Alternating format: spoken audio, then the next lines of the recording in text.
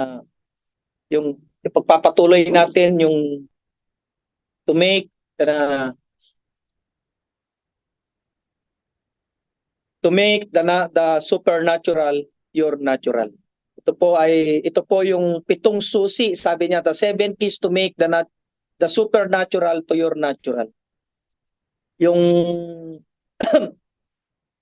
yung number one po, know your power source. Then yung number two, to be filled with the spirit of a greater words. Number three, believe that with God all things are possible.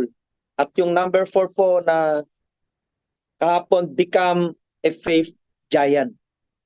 Yun po yung huling topic kahapon. So ngayon, yung continuous niya po ay yung number 5 po is attend to attend to God's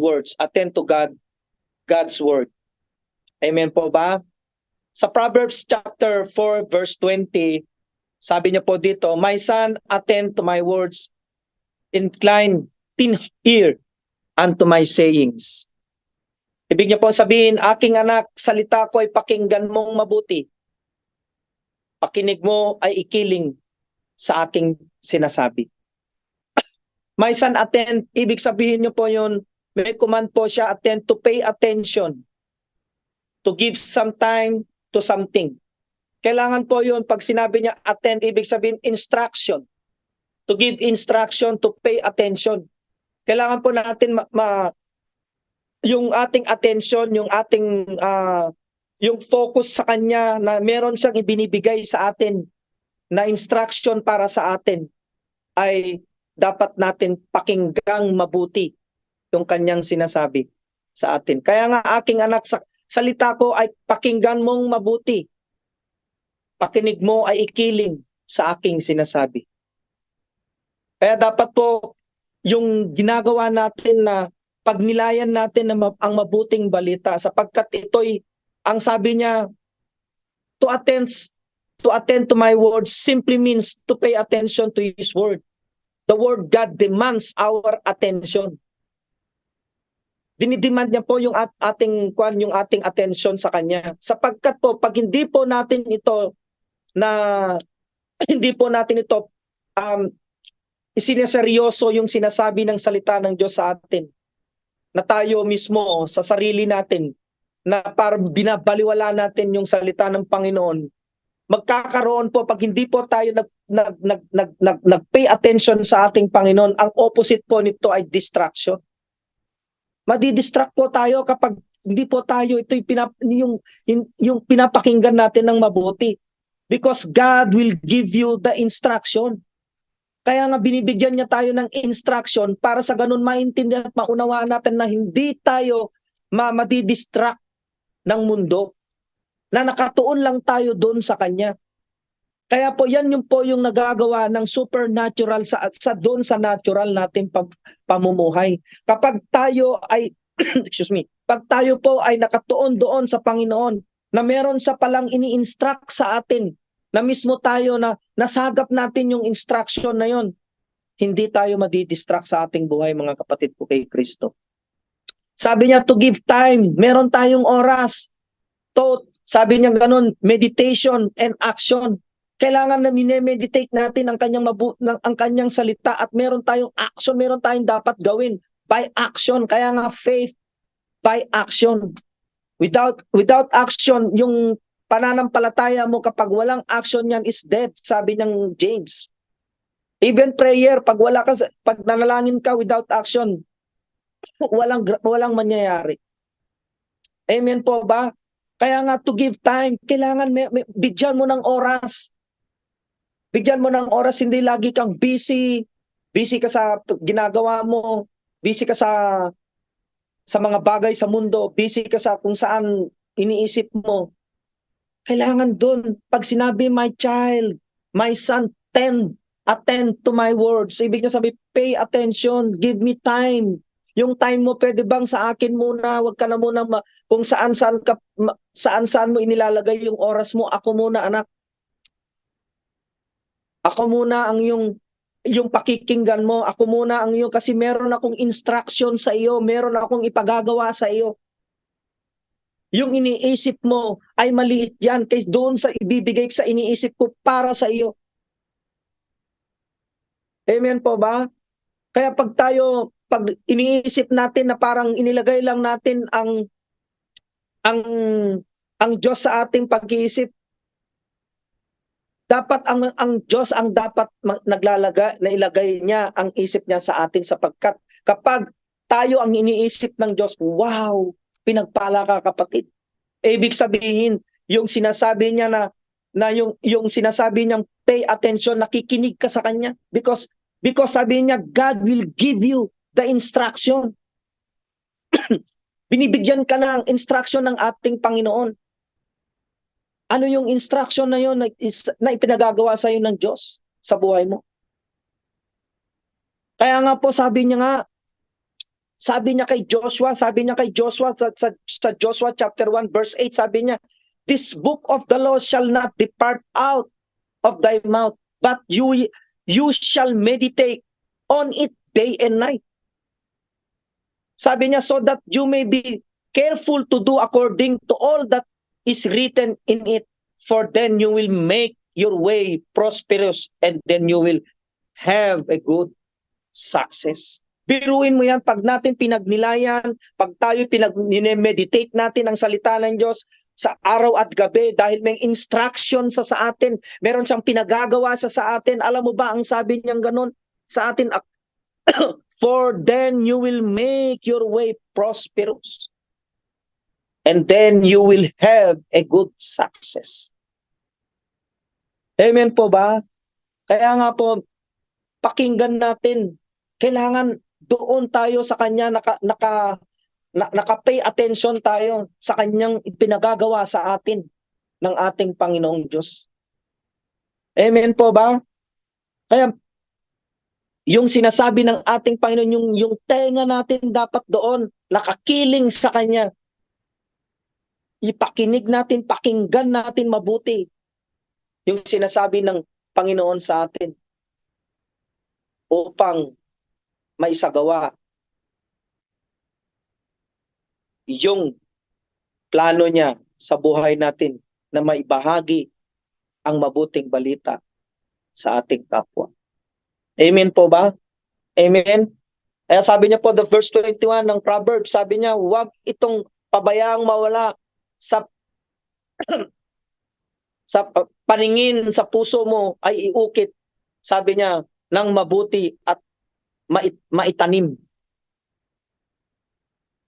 Huwag itong pabayaang mawala. Sabi niya, sa paningin sa puso mo ay iukit. Biruin mo yan. Kahit sa tingin, wag mong pabayaang mawala. Kahit iwaglit lang, kahit iwaglit lang, wag mo itong pabayaan. Kaya nga po sabi niya, day and night ang ating pagbabasa ng mabuting balita. Mabuting hindi niya sinabi oras-oras pa, day and night. O ganun, may kwan tayo. Bigyan natin ng panahon. Wag tayo laging busy, mga kapatid ko kay Kristo. Pagkat pag busy ka na, mawawala na. Yun na ang kumbaga yun na ang gusto mo sa buhay mo, yung oras mo ay oras ng mundo. Hindi na yung oras para sa Diyos. Para sa iyong Panginoon Hesukristo. Kaya nga sabi, wag itong pabayang mawala sa paningin. Sa puso mo iukit. Kumbaga, iukit mo sa puso mo. Kumbaga, yung iukit diyan sa puso mo. Na itanim sa puso mo ng mabuti. Mabuti. Kaya nga po, lahat po ng naitanim ng salita ng Diyos ay mabubuting mga tao. Lahat po ng naitanim ng mabuting butil. Walang butil kundi ang salita ng Diyos. Ito'y nagbubunga ng sagana. Nagbubunga ng mga pamamaraan ng Diyos, nagbubunga ng kagustuhan ng Diyos sa buhay natin. Amen po ba? Kaya nga po sa verse 22 sabi niya, pagkat itong kaalaman ay daan ng buhay. Biro mo sa pagkat ang kaalaman ay daan ng buhay. Kaya nga po, yung kaalaman, kung yan ay daan ng buhay na sinasabi ng mabuting balita, sapagkat sino ba ang buhay natin? Walang iba kundi ang salita ng Diyos. Sino ba nagbibigay ng buhay natin? Walang iba kundi ang salita ng Diyos. Kaya dapat natin alamin natin kung kung ano ba talagang kahalagahan ng buhay sa atin. Yung buhay natin sapagkat sabi niya nagbibigay, sabi niya kalusugat, kagalingan ng katawan. Kaya pala His word is the medicine of our body. Sabi niya po rito sa kanya, yung salita niya ay gamot sa ating katawan. Hindi mo ba na mga kapatid ko kay Kristo, pag meron kang sakit-sakitan sa iyong katawan, kapag meron kang hindi nararamdaman, kapag ikaw ay nagbabahagi ng salita ng Diyos, hindi mo ba alam ikaw ay lumalakas at gumagaling sapagkat ang salita ng Diyos ay gamot sa ating katawan. The word of God is the medicine of our body. Yan po yung sabi niya dito sa Proverbs chapter 4 verse 22. Magbibigay kalusugan at kagalingan ng katawan. Pero mo magiging healthy ka. Yung kalusugan mo para kang bumabagsak, pero yun ay binubooster ng ating salita ng Diyos. Binuboost niya, kumbaga pinepertikwan niya yung buhay mo, yung iyong katawan mo. Kung may sakit ka sa puso, pinagagaling niya. Because His word is the medicine of our body. Amen po ba? Bakit kaya pag ako ay nananalangin, pag ako ay nagbabasa ng mabuting balita, nagbabasa ng salita ng Diyos, nawawala ang mga sakit-sakitan ko? Kasi dahil yung Espiritu na gumagalaw sa iyo, yun, pinalalakas niya, pinagagaling niya ang iyong buong pagkatao.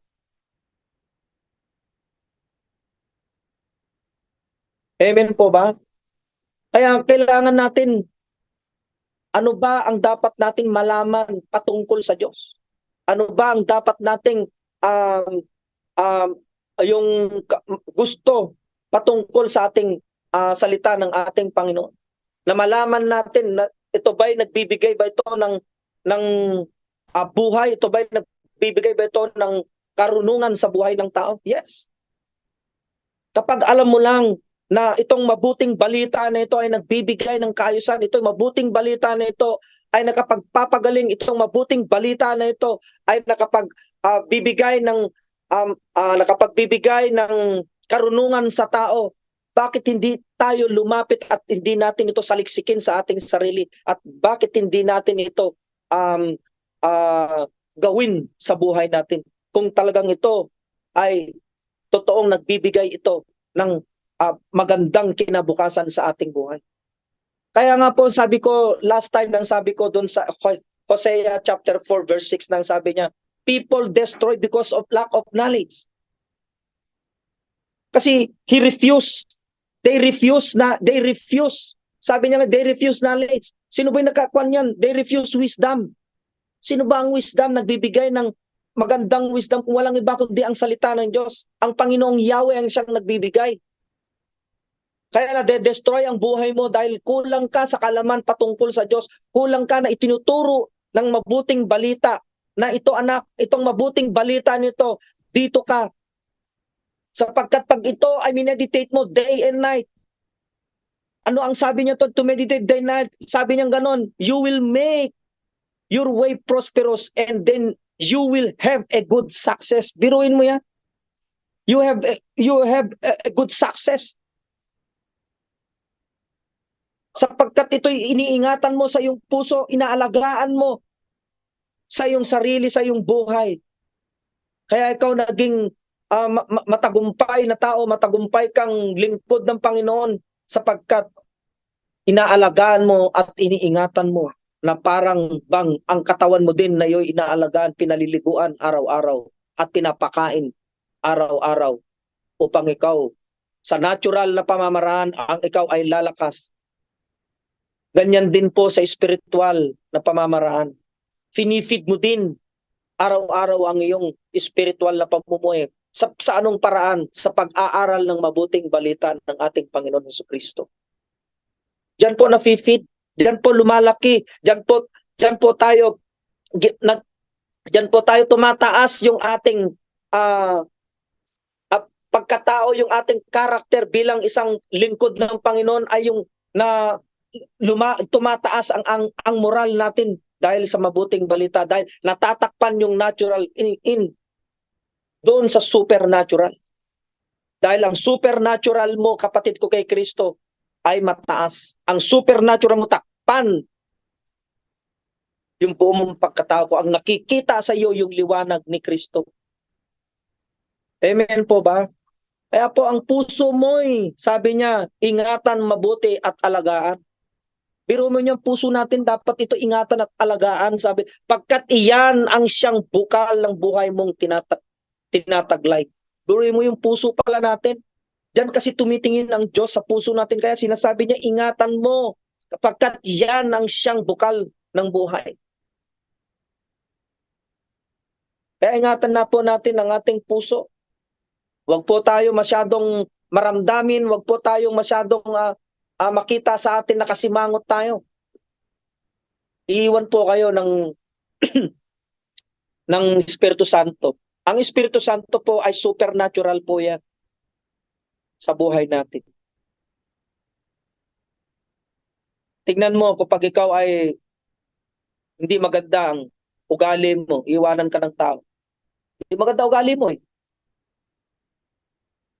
Nagiging pino lang po, mga kapatid, ang ugali ng tao kapag nasumpungan niya ang mabuting balita ng ating Panginoon at ito'y isinasagawa niya sa kanyang buhay.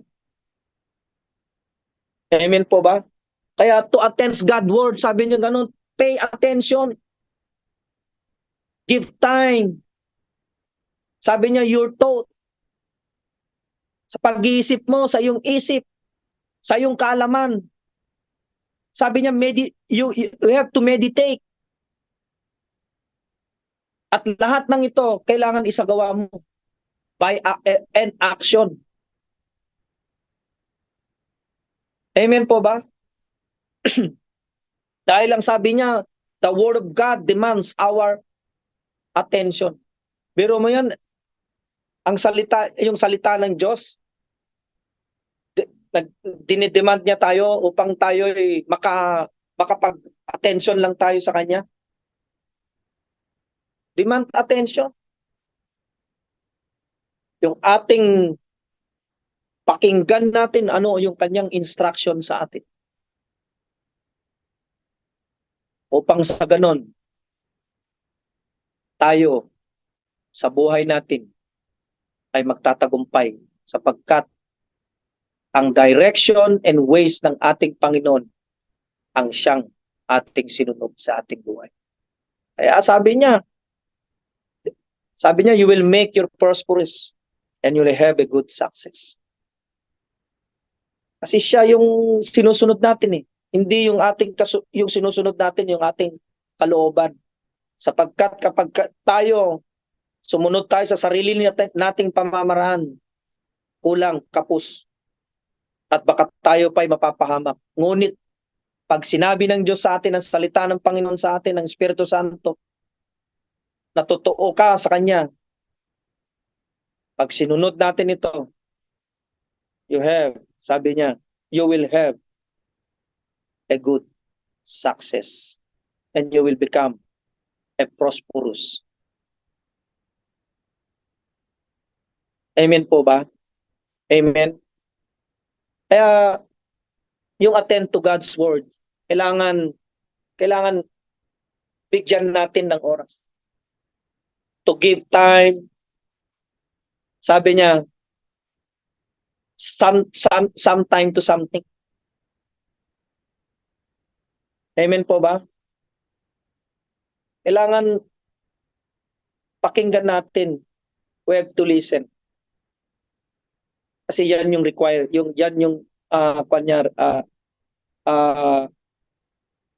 excuse me.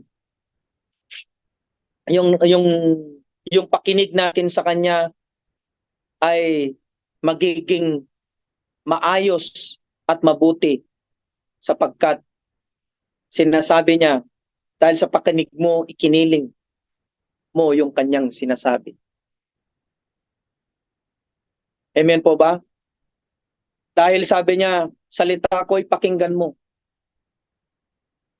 mong mabuti, pakinig mo ay ikiling sa akin. Tingnan mo, yung pay attention ng Panginoon, yung tenga natin dapat doon, pakikinggan nating mabuti yung kanyang sinasabi, sapagkat napakahalaga ng sinasabi ng Panginoon para sa atin. Amen po ba? Amen? Kaya lumalakas tayo dahil nagbibigay ang salita ng Diyos ng malusog at kagalingan sa ating pagkatao. Kaya ano pa gagawin natin? Itodo na natin, sapagkat ang supernatural ay todo din sa iyo. Amen po ba? Amen? Yan po yung number 5, attend to God's word. Amen? Amen. Number 6 po, sabi niya, soar in the spirit. Soar in the spirit.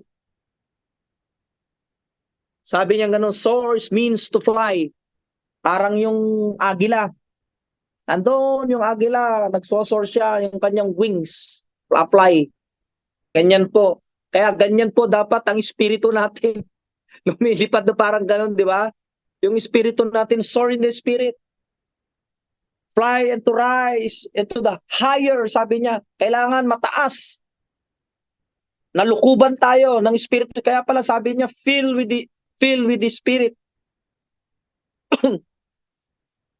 Yun, dapat mapuno tayo ng Espiritu Santo. Na dapat mataas yung ating yung espiritu sa atin, yung sa ato sa pangakatawan natin. Yan po ay supernatural po yan. Kaya nga po sabi niya sa Hebrew, sabi niya, Hebrews chapter 12 verse 1, kaya nga dahil napaligiran kayo na napakaraming saksi, talikuran natin ang kasalanan at ang anumang balakid na pumipigil sa atin.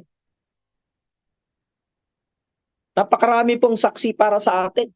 Kaya talikuran natin ang kakasalanan at anumang balakid na pumipigil sa atin.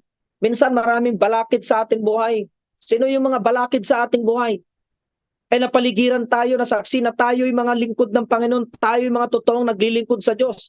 Sapagkat minsan tinetest din ang ating paglilingkod. Napaligiran tayo kwan, sabi niya ganun, nang pumipigil sa atin, sabi niya, napakaraming saksi, talikuran natin ang kasalanan at anumang balakid at na pumipigil sa atin. Minsan maraming pumipigil sa atin, isa pa pumipigil sa atin yung katabilang natin. Minsan kamag-anak natin, pamilya natin, minsan asawa natin, minsan mga anak natin, minsan, ayan yung mga matitinding, yung instead na dumiretso ka ng paglilingkod sa Panginoon, instead na maganda na yung maayos na yung paglilingkod mo sa ating Panginoon, may mga balakid na pumipigil sa atin. Minsan yan ang mga balakid. Paano tayo magiging mataas yung parang agila na lumilipad tayo? Kung hindi natin mapagtatagumpayan yung mga balakid na yan, yung mga pumipigil sa atin. Yan yung mga balakid na pumipigil sa atin, na nagiging hindrance sa buhay natin, sa paglilingkod natin, dahil meron mga balakid sa buhay natin. May mga taong nagpipigil, may mga taong mga taong ito na pumipigil sa atin.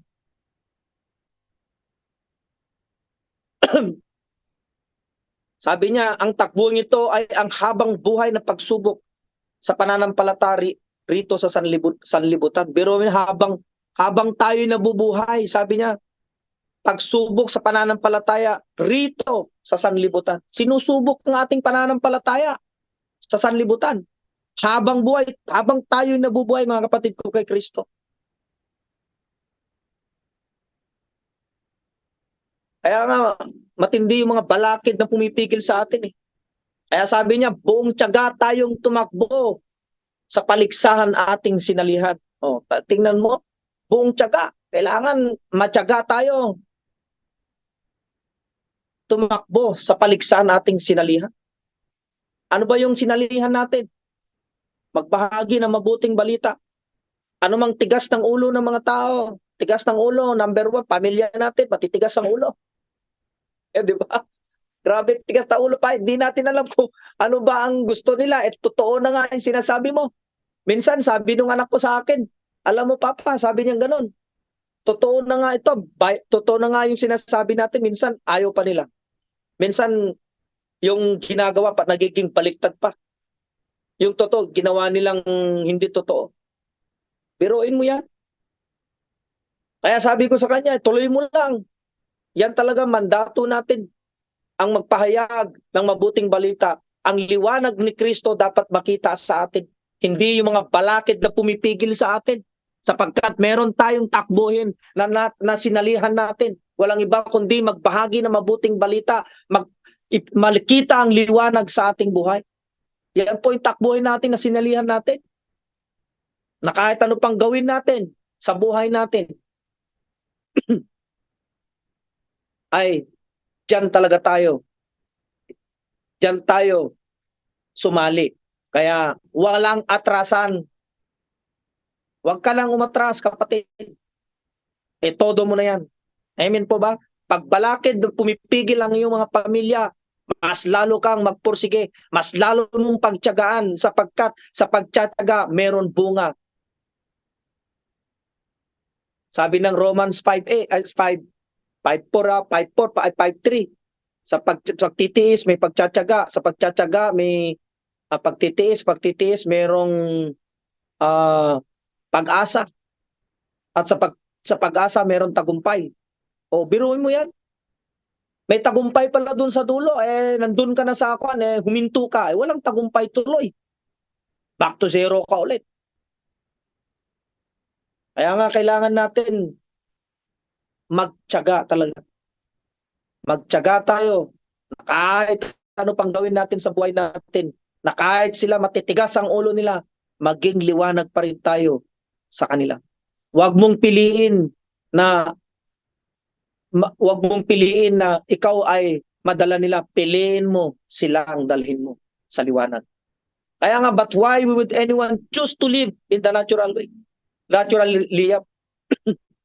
Pinipili nila. Bakit karamihan sa atin? Sabi niya ganun, pinipili pa natin mamuhay doon sa mga natural na mamumuhay doon low. Low class yung mga nandoon. Sabi niya ganun, low level. But when we live in the supernatural realm and the soul in the spirit, biruin mo yung soul in the spirit, pag tayo'y mamuhay, sabi niya, pag tayo namuhay, sabi niya, in a super realm, na para tayong doon, parang agila tayo, na lumilipad yung ating espiritu. Ang taas, ayaw mo nun. Napakaganda ng nangyayari sa buhay mo. Hindi ka madadala dahil nasa taas ka, hindi ka nila kayang abutin sa iyong buhay. Dahil high na high ka sa ating Panginoon Hesus Kristo. Amen po ba? High na high ka sa Lord. High na high ka sa kanyang mabuting balita. Amen? Kaya ang tao, dahil mataas na mataas ka na, gusto ka nilang pababain. Gusto ka nilang ibagsak. Amen po ba? Kaya mga kapatid ko kay Kristo, magtiis, magtiyaga. Pag may pagtitiis, may pagtsatsaga. Pag may pagtsatsaga, mayroong pag-asa. At kapag may pag-asa, mayroong tagumpay. Amen po ba? Amen?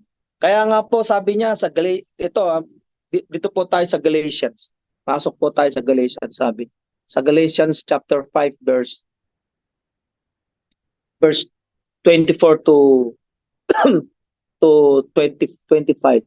Sabi niya rito,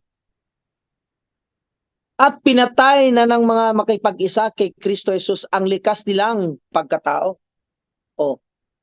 Pag ikaw ay nakipag-isa na kay Kristo, na sabi niya, yung likas muna dating niyang pagkatao, kasama ng masasamang pita nito, ay pinatay na. Yung nakipag-isa kay Kristo. Kaya nga yung pita ng laman mo, wala na yun. Kasi nga, sabi niya, nabubuhay ka na kay Kristo. Kasama, kapiling ni Kristo. Walang iba kundi yung kanyang salita na dumadaloy at kumikilos sa iyong pagkatao. Kapag ang salita ng Panginoon Hesus ay kumikilos sa iyong pagkatao, ibig sabihin, mas mataas na ang pagkakilala mo, ang pagkagusto mo sa mabuting balita kaysa gusto ng mundo. Kaya mayroon ka nang ipinapriority. Lang sabi mo, pa-priority ko ang Panginoon. Yes, of course, ipa-priority mo na ang Diyos sa buhay mo sapagkat yan na ang kumikilos sa iyong pagkatao. Kasi pinatay na yung kwan mo makalamang yung makalamang kagustuhan ng iyong katawan. Patay na. Amen po ba? Kaya wag mong isipin na yung mga bagay ng mundo. Isipin mo yung bagay ng Diyos. Isipin mo kung anong pinagagawa ng Panginoon sa iyo upang lalo yung iyong pagkakilala sa Diyos ay tumaas ng tumaas ang iyong pagkakilala sa Kanya. Walang iba kundi ang magpapakilala sa iyo ay walang iba kundi ang Espiritu Santo. Kaya nga soar high in the Spirit.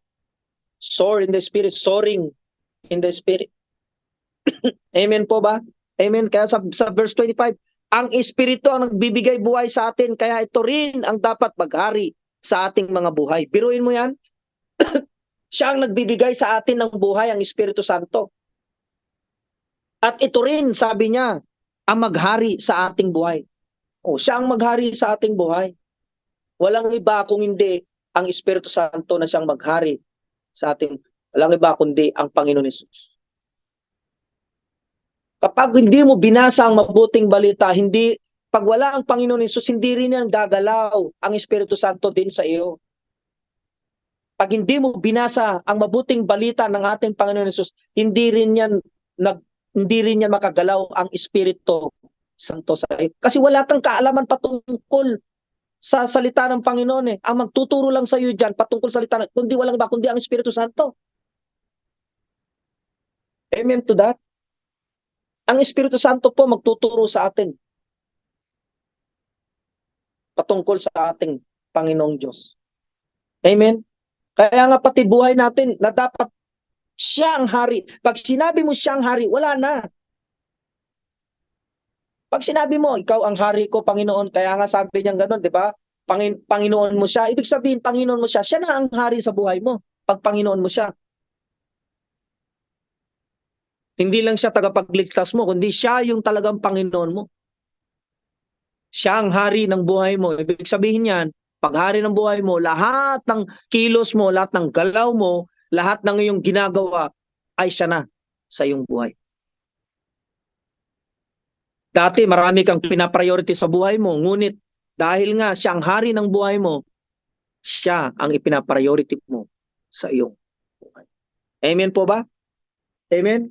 Kaya nga po, na dapat tayo ay excuse me, na ang gagawin natin sa buhay natin, na yung naituon natin sa pamamagitan ng salita ng Diyos, yung ginagawa natin, magtatagumpay tayo sa lahat ng ating mga ginagawa. Kasi nandoon tayo, nakatuon tayo sa Kanya Nandoon yun. Kaya minsan yung isip natin nawawala dahil nga kung ano-ano ang ating mga inaabala, ano-ano ang mating iniisip, abalang-abala tayo sa mga bagay. Kaya nawawala po tayo doon sa linya, nawawala po tayo doon sa direction at ways ng ating Panginoon. Sapagkat ang sabi niya, 'di ba? Sabi niya kanina, siya ang hari sa ating buhay. Siya yung buhay natin. Ibig sabihin niya, paghari niya, buong mong pagkatao na 'yon. Amen po ba? Buong mong pagkatao. Pero dahil nga sa makuan ng tao, dahil dito tayo sa mundong ito, kaya marami tayong mga bagay na inaabala natin, marami tayong bagay na alalahanin sa ating buhay. Kaya number one dapat, itong isip natin, wala namang problema sa puso Walang problema sa puso ng tao. maunawain, mapagmahal. Ang puso ng tao ganyan. Pero malikot ang isip ng tao. Kaya nga po sabi ng kanyang salita sa Romans 12, pag na ito nabasa, Romans 12:2, nang sabi niya ganun, huwag kayong umayon sa takbo ng mundong ito at mag-iba na kayo at magbago ng isip upang mabatid ninyo ang kalooban ng Diyos. Biruin mo yan. Be transformed by the renewing of your mind. Do not be conformed the pattern of this world. Be transformed by the renewing. So, ibig sabihin, pag na-transform ang kwan mo, na-transform ang isip mo, at nabago, huwag ka nang makiayon dun sa takbo na ibig sabihin, pattern, takbo ng mundo o hukwan ng mundo, gawa ng mundo. Sapagkat pag hindi yan na mabago ang isip mo, paano mo malalaman, mababatid ninyo ang kalooban ng Diyos patungkol sa Diyos? Hindi natin malalaman ang mabuti nakakalugod sa Kanyang at talagang ganap o lubos sa Kanya. Hindi natin hindi natin maunawaan yung mabuti na ang sabi niya dito, na kalooban ng Diyos. Kung hindi mabago, mapihit ang ating buhay, ang ating pagkilos sa ating kaisipan. Kaya nga kailangan ma-transform ng isip natin. Ma-repent talaga, mag-repent ka. Kung ikaw Kristiyano na, matagal ka ng Kristiyano, yan ang karamihan hindi ko naman nilalahat, karamihan lang, na minsan nasa simbahan ka na, marami ka pang iniisip, nasa simbahan ka na nga eh. Yan yun yung sinasabi, yung daming iniisip, nandun ka sa simbahan pero wala ka sa simbahan. Nagpre-preach yung pastor, hindi ka nakikinig. Kasi wala nga ang isip mo doon eh. Kaya nga sabi niya, be transformed by the renewing of your mind. Do not be conformed. Yung gawa, kasi nga nakalagay kasi sa isip natin, nandito simula, bata pa tayo, hindi mo yan matatanggal kung hindi mo yan isinuko. Hindi yan matatanggal pag hindi yan na-transform talaga sa Panginoon. Sa salita ng Diyos. Kapag isinuko mo na yan, na siya ang hari ng sabi niya kanina, sa buhay mo, pag nasa simbahan ka, tuwang-tuwa ka, namamalakpak ka pa. Kapag may worship at ikaw ay talaga na nagtataas ka ng kamay, nagpupuri ka sa Diyos at nakikinig ka, pay attention doon sa nagtuturo ng mabuting balita. Sapagkat merong instruction doon na dapat mo mapakinggan. Na ang instruction doon ay para sa iyo. Amen po ba? Kaya kailangan mabago. Mapihit yung ating mga pananaw, mapihit yung isip natin, mag-repent. Itong isip natin.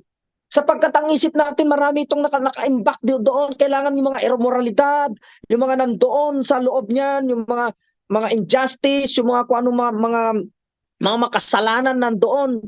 Pagsisihan natin sa Panginoon upang tayo makagalaw, upang ang Espiritu Santo ay gagalaw sa ating pagkatao.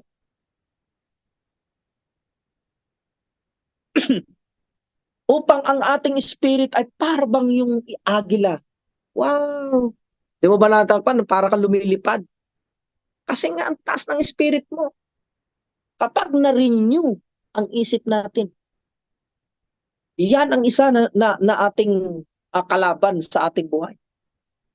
Kaya nga, di ba, sabi ko doon, nung una, ito yung una na tinuro ko, yung hardship, sabi niya gano'n. Oh. Di ba, yung sa intro ko pa lang, nung last time, supernatural power, bring us nourishment. Bring us healing. Bring us power to overcome sin, evil in the world. Biro mo to overcome sin, evil in the world. Yan yung supernatural. Nagagawa ng supernatural doon sa yung natural na buhay. Dahil ikaw ay lingkod na ng Panginoon, yung supernatural ang siyang gumagalaw. Lahat na o-overcome mo. Kaya hindi mo siya na-overcome kasi nga, yung isip mo ay nandoon pa lang. Kaya nga may encounter ka ba? We will encounter hardship in our lives. Sabi niya gano'n. Amen po ba? Na-encounter natin yung mga mabigat, mga bigatin. na problema sa ating buhay, mga hard yung mga talaga namang parang parang bato na ano ba yun, yung parang yung hard ang tawag naman sa English yung hard na to, yung kwan sa Tagalog.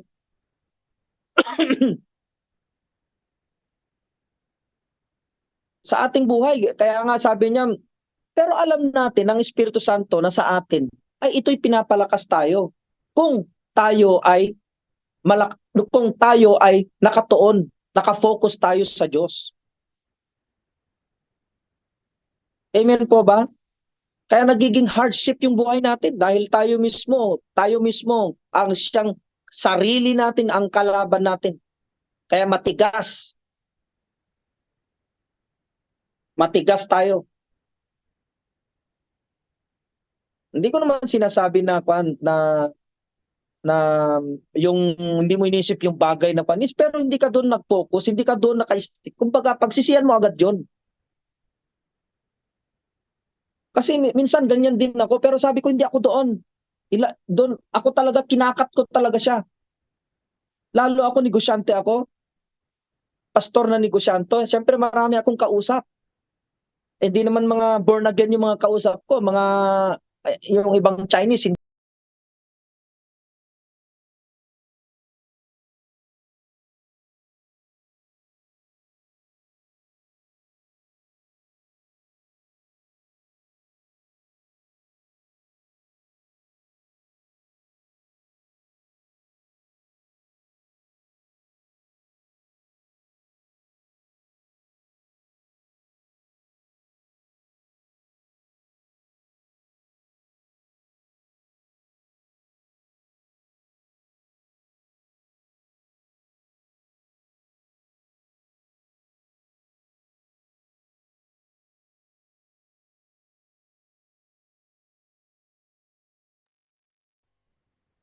Yung ating mga ginagawa, yung pamamaraan natin, tayo pa rin kasi ang nasusunod, hindi ang nasusunod yung pamamaraan ng Panginoon sa atin. Kaya tayo nahihirapan. Kaya nga sabi niya ganun, so that you will stand firm and face what is to come in the future of courage. Biro mo yan? Kailangan tumayo tayo, manindigan tayo. Ano man ang harapin natin sa ating buhay, darating man. Ngunit dahil binigyan tayo ng tapang ng Panginoon, yung ating kinabukasan nakataya sa Kanya, kumbaga sa Kanya hawak niya ang kinabukasan natin. Ano pa ang pinag-aabala mo, ano pa ang pinag-aalingan mo, anong hardship na meron sa'yo, kung Diyos naman ang may hawak sa ating kinabukasan. Amen po ba? Kaya nga kailangan dito manindigan tayo, mga kapatid ko kay Kristo.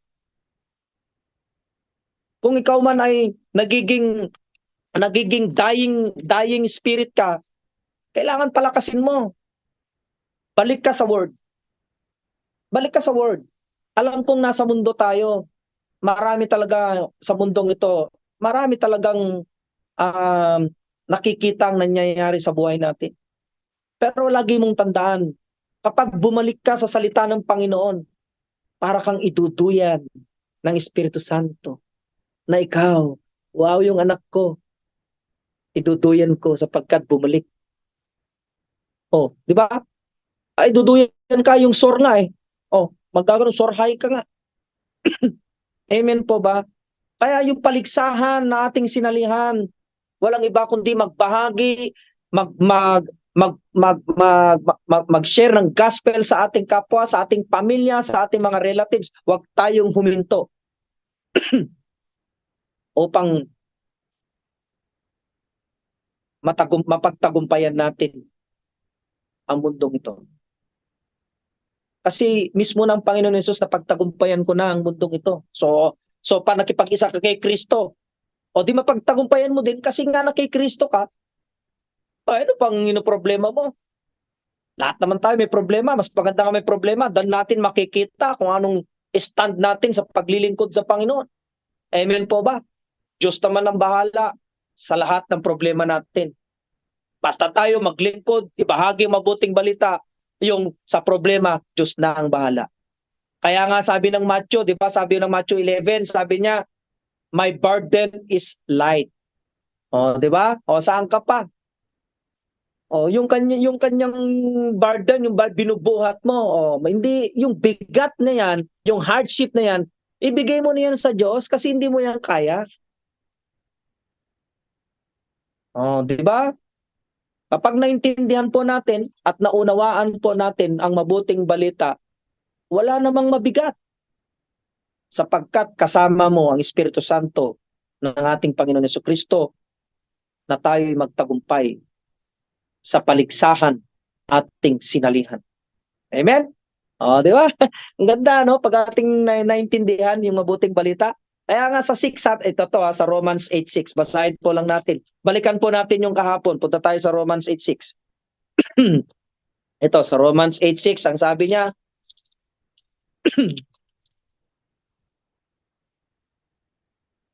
sabi niya po dito, Romans 8:6, ang pagkahumaling sa mga bagay ukol sa laman ay nagbubulid sa kamatayan. Yung mga naghuhumaling, yung mahilig, yung humaling doon, kagustuhan nila doon.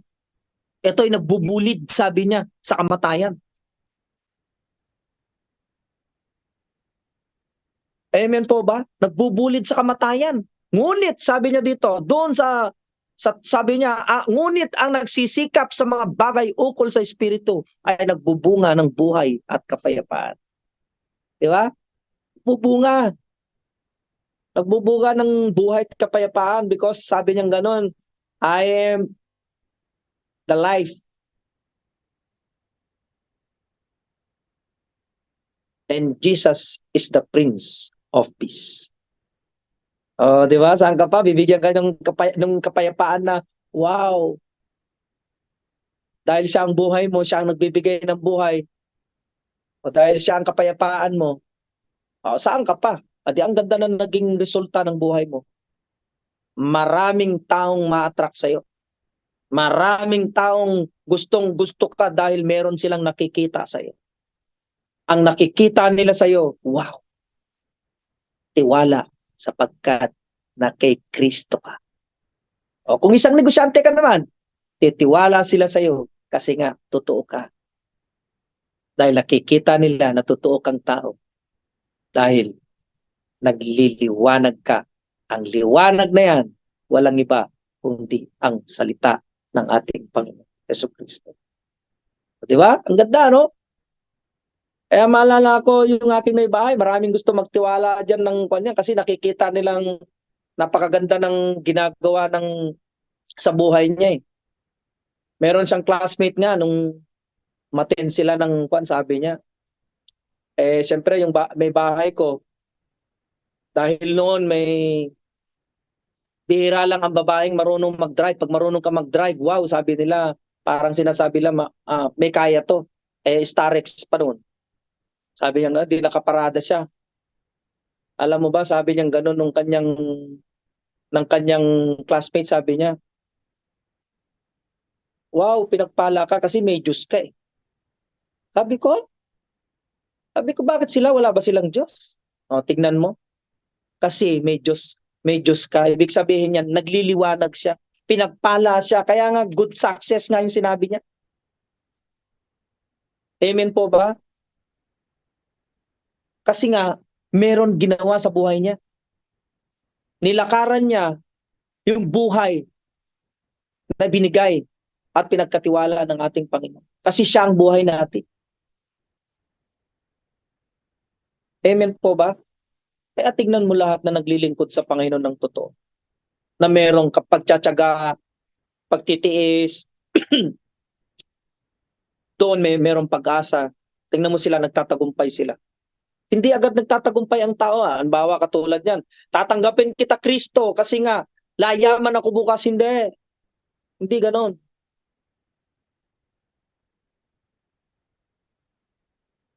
Kapag ikaw tinanggap mo ang Panginoon Yesus, meron kang pagdadaanan, kapatid ko, kay Kristo. Meron kang pagdadaanan. Meron pagdadaanan nito, kahit ito'y mahirap, pero masaya at maganda. Kaysa naman sa mundo ka, may pinagdadaanan ka doon. Ang pagdadaanan mo sa mundo, tighati. Ang pagdadaanan mo sa mundo, puro kaplastikan. Ang pagdadaanan mo sa mundo, kahihiyan. At isang araw, wala ka na, patay ka. Amen po ba? Kaya nga po sabi niya ganoon, yung laman po kasi yan, laman sa ating buhay. Na umaling sa mga bagay ukol sa laman. Hindi mo ba alam ito ay nagbubulid? Sabi niya ganoon sa kamatayan. Kapag tayo humahaling tayo sa hilig ng ating laman. Ngunit kapag tayo ay nagsisikap sa mga bagay ukol sa Espiritu, yung Espiritu na yan ay Espiritu ng Diyos, hindi yung Espiritu ng mundo. Sapagkat pag meron Espiritu ng mundo ka, ay iba yun. Ipapahamak ka nun. Ngunit yung Espiritu na pinagkatiwala, pinagkaloob sa atin ng Panginoon Hesus sa ating buhay, ito'y nagbibigay ng buhay at kapayapaan sa ating buhay. Amen po ba? Amen?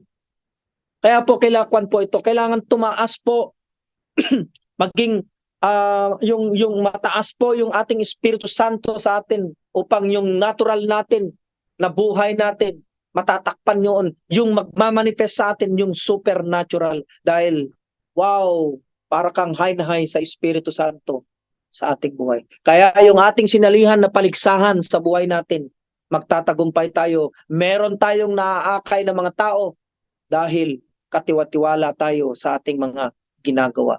Dahil sa paliksat, sabi niya sa buong tiyaga tayong tumakbo sa paliksahan ating sinalihan. Amen po ba? Amen?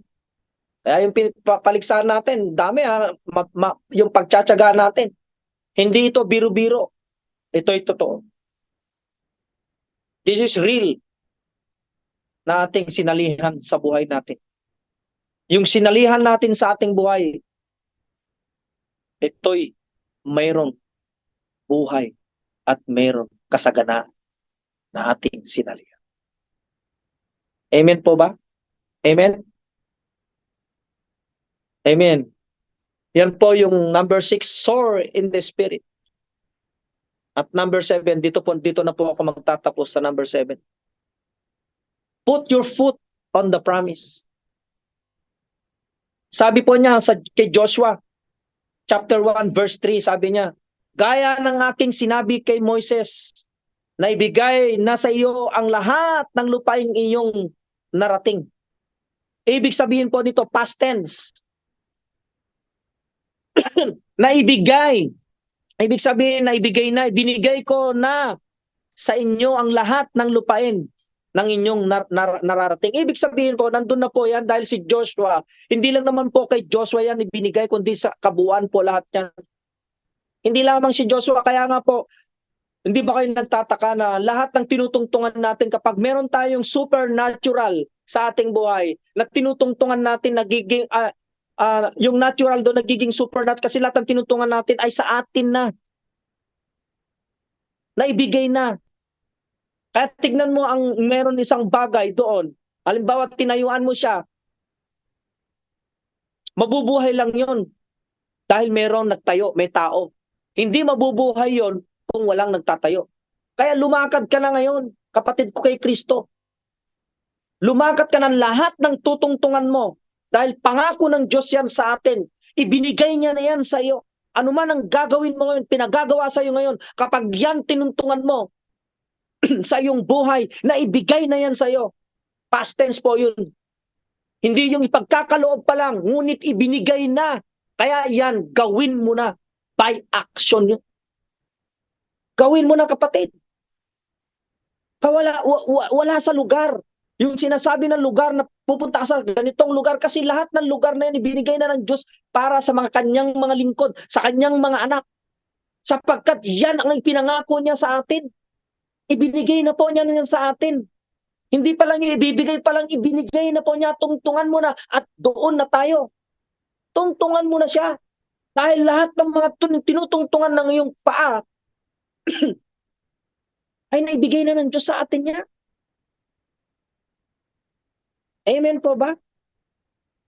Kaya napakaganda po na yung ginawa ng Panginoon, Yahweh, kay Joshua. Ibinigay ng Diyos sa kanya yung yung Wall of Jericho. O, di ba? Ibinigay ko na sa inyo yan. O, nung ibinigay sa kanila, o, umikot kayo 7 beses, sabi niya nga, 7 beses. O, dahil ibinigay na ng Diyos sa kanila, dahil may ginawa ang tao, tingnan mo, tinungtungan nila, anong nangyari? Napunta sa kanila. Bumagsak ang Jericho, napunta sa kanila. Biruin mo yan. Ang ibinigay na ng Diyos, ibinigay niya na. At hindi niya na yung kayang bawiin. Depende na lang sa iyo yan, paano mo yan gagawin sa buhay mo. Kaya nga, put your foot on the promise. Ang pangako ng Diyos ay pangako. Hindi yan napapako. Alam mo, ang permanent lang sa mundo, permanent lang, Diyos lang at ang kanyang pangako. O, permanent yun. Diyos lang at ang kanyang pangako. That is permanent. Pangako ng Diyos. Kaya yung pangako ng Diyos, permanente. Pag lahat tayo lingkod ng Panginoon na tinungtungan na natin yan, sa atin na yon. Hindi yung in Jesus' name, makakuha nito. By action mo. Gawin mo by action. Kasi binigay na sa atin ng Panginoon. Sa atin na yon. Nakatulad ni Joshua, sabi niya ganun, naibigay ko na sa inyo. So anong gagawin? Tayo humakbang, mga kapatid ko, kay Kristo. Humakbang tayo. At yung supernatural gagalaw ayon sa ating ginagawa. Kaya nga sabi ko sa inyo, 'di ba, pag ikaw ay kingdom, supernatural, meron kang production because you are a productive person or people. So meron kang production. Kasi productive ka eh. Ganyan sila. By action sila agad. Pag sinabi ng Diyos sa kanila to, gagawin nila, tingnan mo, nagiging nandun na, kanila na. Amen po ba? Amen? Kaya pag meron tayong ginagawa sa buhay natin na sinabi na ng Panginoon sa atin, na pinakinggan natin at tayo'y nakinig sa ating ginagawa. Aba, diba? Sabi ko kanina, tignan mo, pay attention. O, dahil nakinig tayo, meron na palang ibinigay sa atin. May instruction pala sa atin. Yung instruction na pala yun, ibinigay, meron pa pala siyang dapat sasabihin sa atin. Na katulad ni Joshua, na ibinigay ko na Joshua sa inyo, na ibigay na past tense. So ano ang gagawin mo? Humakbang ka, kapatid. Dahil naibigay na ng Diyos sa atin. O, dahil sa kakaapura mo naman, hindi ka nakikinig sa salita ng Panginoon, hindi ka nakikinig doon sa mga taong nagtuturo sa iyo para mas magaling ka pa sa kanila, ay anong nangyari tuloy sa iyo? O, karamihan kasi sa atin ganyan iniisip, parehas naman kaming lingkod ng Panginoon, siguro ganito. No. Nakatulad din ni Joshua na lingkod ng Panginoon, nakinig din siya. Nakinig kay Moises. Sakalang mawala, sakalang siya naging nakapag-usap sa Panginoon nung si Moises wala na. Kasi ang Diyos na ang nakikipag-usap. Ganyan tayo, mga kapatid. Dapat pakinggan din natin sino yung dinadaluyan ng mabuting balita sa ating buhay. Makinig tayo sa ating pastor. Makinig tayo sa mga nakakataas sa atin. Kung mataas ang iyong Espiritu Santo, mataas ang iyong pagkakilala sa ating Panginoon, meron kang pagsasakupan. Amen po ba? Kaya napakaganda po na maintindihan po natin, maunawaan po natin yung pinagagawa ng Diyos sa atin. Ang magpapaunawa lang po sa atin yan, meron talagang messenger sa buhay natin. May messenger talaga na magtuturo para sa atin. Kaya wag mong iwasan yung taong nagko-correct sa iyo. Sapagkat yung nagko-correct sa iyong tao, yan ay nagmamahal sa iyo. Lalo na kapag lingkod ng Panginoon yan, mataas ang kanyang level sa paglilingkod sa Panginoon. Yan ang mga taong huwag mong iwasan. Yan ang mga taong dapat mong dikitan. Kasi yan ang mga taong magtuturo sa iyo ng tamang landas mo, sapagkat punong-puno sila ng mabuting balita sa kanilang buhay. Soar in the Spirit. Amen po ba? Kaya dapat yung pangako na binigay ng Diyos sa atin, gampanan na natin sa ating buhay. Sapagkat marami tayong dapat takbuhin sa mundong ito. Sapagkat ang mundong ito ay abalang-abala sa kamunduhan. Kaya dapat tayong mga may liwanag, meron tayong yung mga nagniningning sa liwanag ng Panginoon Jesucristo. Dapat mas lalo tayong pagtiyagaan, mas lalo pagsikapan natin ang ating ginagawa sa paglilingkod sa Panginoon, sapagkat yan ang takbong sinalihan natin. Tapat ang Diyos na nangako sa atin. Hindi ito tulad ng tao na nangako bukas wala, mag-iiba ang isip. Ngunit ang Diyos kailanman hindi nagbago sa pagtingin sa tao. Ano noon, hanggang ngayon pa rin. Ngunit sadya talagang ang taong likas makasalanan, pinipilit doon sa labas, ayaw makinig ng mabuting balita. Kaya mga kapatid ko kay Kristo, gaya ng ginawa ng Panginoong Yahweh kay Joshua, gaya ng ginawa ng Panginoong Yahweh kay Moises, na ginamit ng Panginoon sila upang may bahagi ang mabuting balita sa tao. Na katulad ng dumating ang Panginoon Jesucristo, simula bata hanggang siya'y paglaki, na itinuturo niya ang mabuting balita sa mga tao. Sa kapanahunan natin ngayon, mga kapatid ko kay Kristo, na tayong dapat na nakilala, nagbabahagi ng mabuting balita, magtiis, magtiyaga, may pag-asa. At ang pag-asa na yan, tayo ay magtatagumpay, sapagkat ang mabuting balita ng ating Panginoon ay ating kasama sa ating buhay. Amen po ba? Amen? Tayong lahat po ay manalangin. Ama namin, kami po ay nagpapasalamat dahil napakinggan namin ang iyong salita. Panginoon, salamat po sapagkat ang salita mo ang siyang gamot namin sa aming katawan. Lumalakas kami, Panginoon, kapag kami nagbabasa, lumalakas kami, Panginoon, pag ito'y minemeditate namin. Lumalakas kami at gumagaling kami sapagkat ito'y aming buhay, Panginoon, ang salita mo, Panginoon Jesus. Salamat, Lord.